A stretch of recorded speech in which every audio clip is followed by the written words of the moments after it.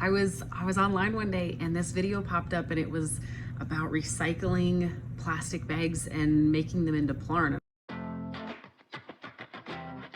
So I went and did some research and I found these videos, especially on YouTube. There was a bunch of videos about using plastic bags to make sleeping mats. So I was like, shoot, I could do that with my kids. So I brought it to school and I told the kids about it, and they ran with it. They grabbed a hold of it and said, yeah, we really want to do that. And it just took off from there.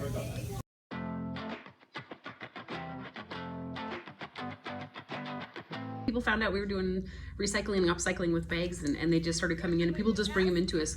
In the future, we would like to partner with, like, we've got the library, we've got the grocery stores here in town, and we want to see if we can do some sort of like a drop-off station or something where people can bring them in, drop off their bags. That would be really nice if we could partner with more of our community members in the future.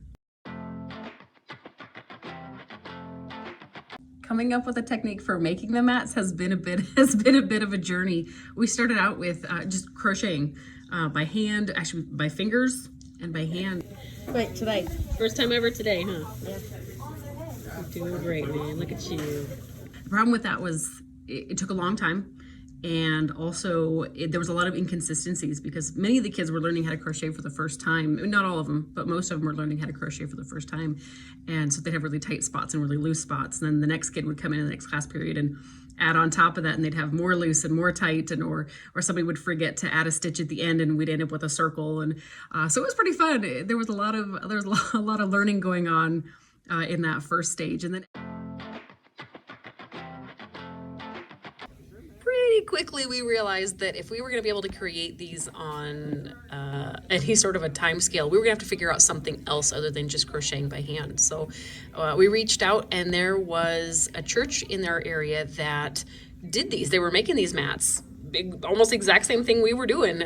They were doing it just a little bit differently, but they were using this wooden frame, kind of like a loom, and they donated 2 of their looms to us, and one of the volunteers came down and showed us how to use them. It was so cool, and the kids, they were awesome figuring this out and just experimenting with it. They were so cool about it.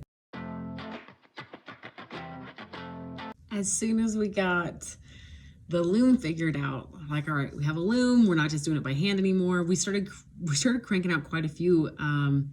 And we're like, well, we gotta find a home for these. And that's been our biggest thing is trying to find how can we get these mats for the homeless out to the homeless.